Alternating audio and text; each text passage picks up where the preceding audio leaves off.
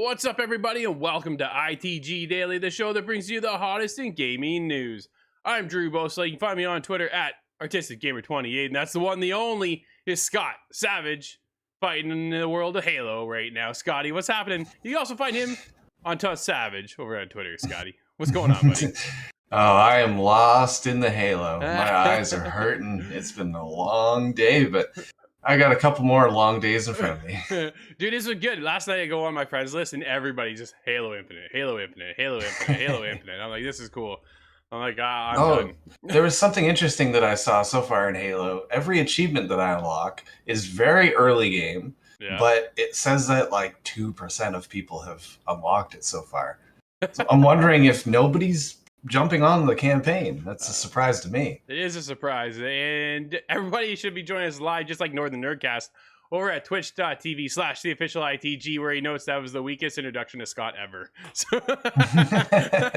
you can also join us live over on the official website of YouTube, of course, Inside the Game Official. And then from there, if you can't join us live, it is up later. InsideTheGame.ca, podcast services and TV streaming networks around the globe. Scott, coming up on today's show, we've got a good one, man. I'm excited for today because a new story expansion is on the way for GTA Online, starring none other than Dr. Dre and Franklin. Dude, they're back. And Dr. Dre's in here. Like, this is incredible. Assassin's Creed Valhalla will receive a 40-hour expansion. Oh, make it stop. Holy. Oh, according to a leak, and Ubisoft, you ready for this? Delists yesterday's NFT announcement on YouTube. Oh, well, they're listening to feedback, so maybe they got a signal. That did not go over very well, apparently, by the sounds of things. But let's get into it because we're talking about GTA Online. He's getting a Franklin story expansion set years after GTA 5. This comes from Joe Scrubbles over at IGN. Rockstar has announced that GTA Online will be receiving a story-focused expansion, The Contract, featuring GTA 5's character Franklin, and set years after the events of the game's single-player campaign. Due for release on December 15th. Scott, this is next week. That's coming right up. That's next week, yeah. The story will focus on Franklin working in his new Celebrity Solutions agency and will feature Dr. Dre, who has composed new music for the game. Yo, that's pretty... Dude, so I saw this and I instantly went to my Xbox library lineup and downloaded GTA. It's like the dozenth time. Dude, I was right one back more in. time. I keep no, trying. That's cool that they're adding something in the form of like a large seeming story expansion, and I feel like that's been lacking for a long time in GTA 5. The new heist was cool, the casino was cool, but yeah, it was lacking a kind of story element. I thought Lamar would be more of a lead, but this is interesting. It's a way to keep it going. So what's going on? As part of the story, GTA 5 radio host and GTA Online co-writer DJ Pooh will contract Franklin to mention a potential client, Dr. Dre, has lost his phone, which is full of unreleased new music. And, of course, this is all set up by none other than Lamar himself. So there you go. He's in. And we get Chop the dog as well. Dude, I'm surprised. So the thing is, for me, Scott, nothing came to GTA 5 as a base game DLC. Everything went to online, right? They completely finished that story and went, that's it, we're done. Let's move everything over to the world of online. And from there, well, we've seen the numbers keep rolling in, right? So it's huge. Well, it's interesting to see them add more to the story in the form of online because it's still the same world. You could, of course, feature those characters from the main game, but this is one step along that. I kind of wish it happened a lot more. Well, absolutely. As they've re-released GTA so many times. Oh, it keeps coming. And we're getting a remastered edition coming to next-gen consoles next year, I think is where they're aiming for that now at this point. But look forward to that, I guess, as well. I'm getting into... Scott, are you going to jump back in? I need someone... Man, somebody's got to come help me out. Well, I am a little afraid of remasters coming from these people, but I do want to get back into GTA. It's been so long, and I never really moved on to Red Dead. So Dude, so right now I have GTA and Red Dead on my console. So there's like 200 gigs sitting there. there's only room for Roblox on top of that. I was so limited yesterday. I downloaded a bunch of stuff and it said I was at 99.8% of my console hard drive space. I'm like, I gotta delete something or nothing's gonna work. But Northern Nerdcast points out that people are still playing GTA Online. Absolutely, and that is why they transitioned straight over from the story campaign to bring other story pieces of content that tied in with the main campaign into the online component, which I think is a brilliant move on Rockstar's part. This is a fantastic idea because that's where your whole community lives right now, is in your online component of the game. So why not keep everything over there and keep that growing? And now you just hooked me back into getting online as well. So see if you can bring back any other players. Oh yeah, I guess it is kind of a drag if it was in the form of a single player content, because if you're still playing GTA by this point, you're largely online. It would be kind of a buzzkill to separate from your friends to play this one. Yeah. Speaking of large, Scott, let's get into Assassin's Creed Valhalla getting a new God of War style expansion, claims leaker by Hiram Cryer over at Games Radar. It apparently offers a 40 hours of new content. No. Yeah, in case you heard that this game is too small. I can't catch up. I'm still in Odyssey. Let me catch up, guys. Like, this is crazy. Assassin's Creed Valhalla is reportedly getting a God of War style DLC expansion. The new claims come from the Battlefield and Call of Duty leaker Tom Henderson. Very reputable in the fact that Tom gets all the scoops. So, yeah, I'm not too worried that this is false information at all.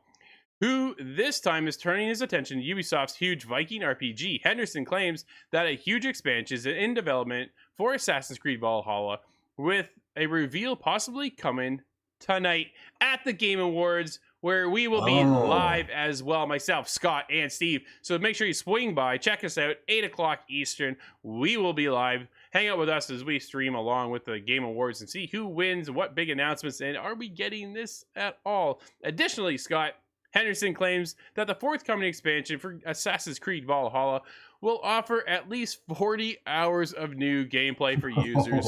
If this is accurate, it makes the new expansion far bigger than that of Wrath of the Druids and Siege of Paris, the previous 2 DLC expansions for Valhalla, which launched earlier this year. Scott, the biggest thing for me here, well, I got one more part here. Hang on, hold up. This is hardly the first time we've heard whispers of a brand new DLC expansion for Ubisoft's game. Just a few months ago in October, data miners managed to uncover something relating to Valhalla called Dawn of Ragnarok. And that's kind of where this ties in. Scott, it does not surprise me to hear anything in the words of Ragnarok coming to Assassin's Creed Valhalla. I think that's a perfect setting.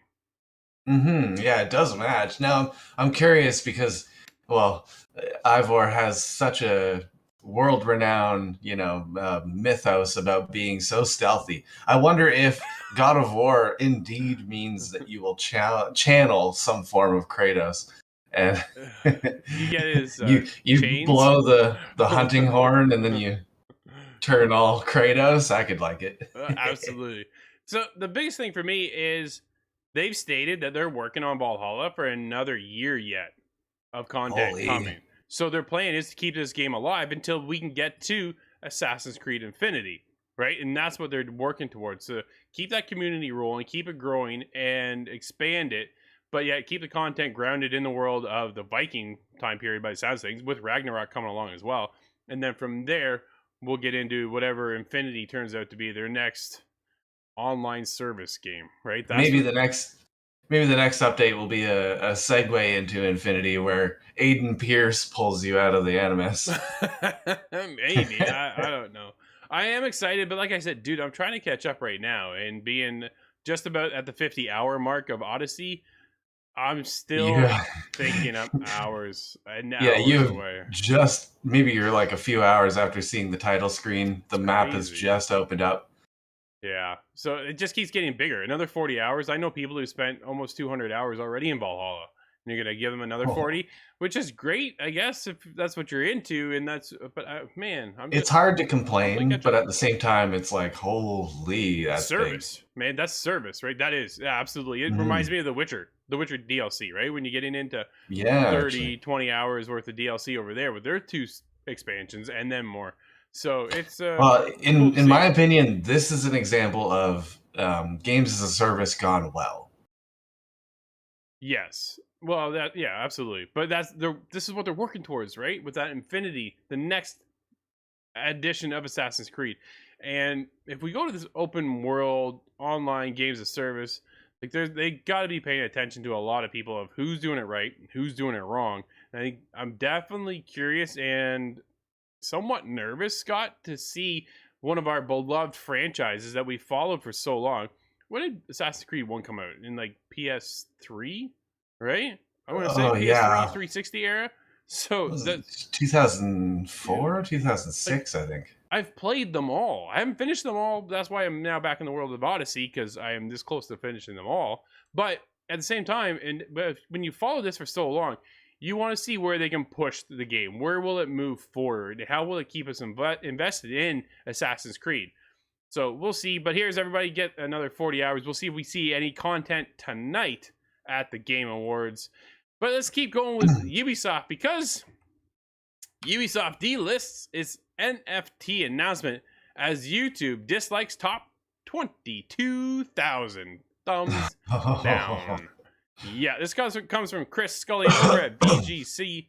Ubisoft has delisted its announced trailer for its Ubisoft Quartz platform following overwhelming backlash that saw receiving a dislike ratio of 20-1. Holy. The video detailing the company's plans to add non-fungible tokens, NFTs, to its games was posted on the official Ubisoft North America YouTube channel on Tuesday. So earlier, VGC reported that the video has received over 16,000 votes, of which 804 were likes and 15,000 were dislikes. The video has now been delisted, but can still be viewed by anyone with the link. At the time of writing, it now stands at 23,000 interactions, 1,000 likes, and 22.5 thousand dislikes.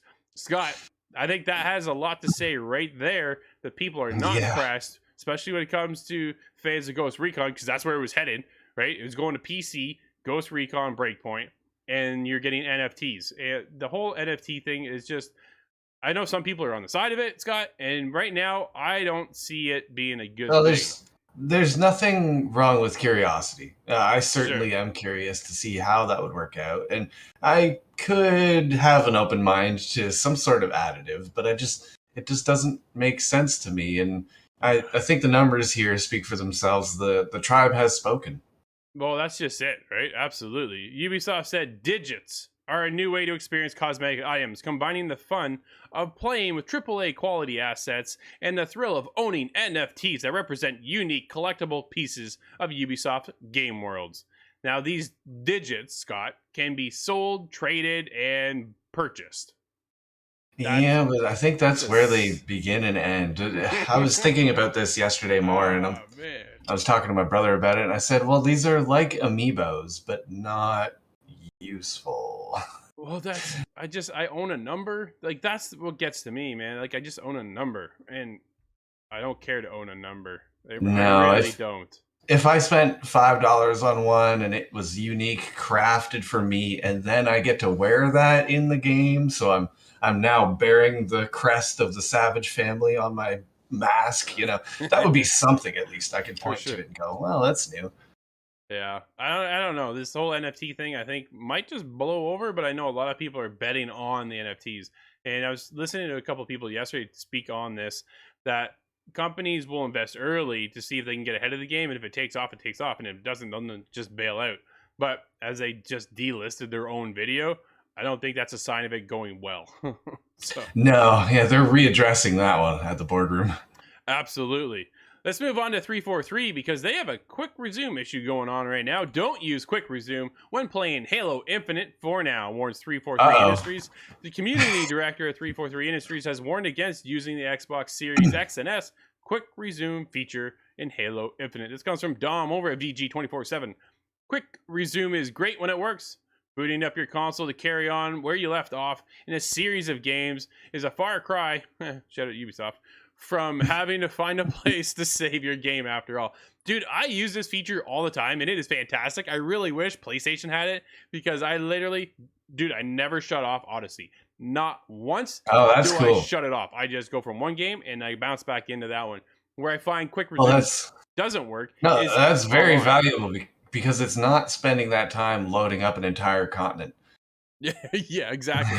But where I find it doesn't work was when we play Rainbow Six Siege, which we play every day. Yeah. Right? And because it's an online thing, it has to be connected to the server and it loses that connection and it kind of times you out. So you have to literally quit that thing. Riders the same. Riders Republic, very same. Yeah, I join in after 5 minutes even. I go downstairs to make a sandwich, come back, and it's offline. But... Yeah, really. Eh? So... He says, if you've been playing Halo Infinite's multiplayer over the past few weeks, you may have noticed that Quick Resume takes you offline when you jump back in. This is what we were just talking about, meaning you either need to back out to the main menu to get into matchmaking again, or restart the game entirely. As it happens, the same thing can happen in the single-player campaign too, and it can affect unlocks you get in the multiplayer, God forbid. He says, PSA. Oh no.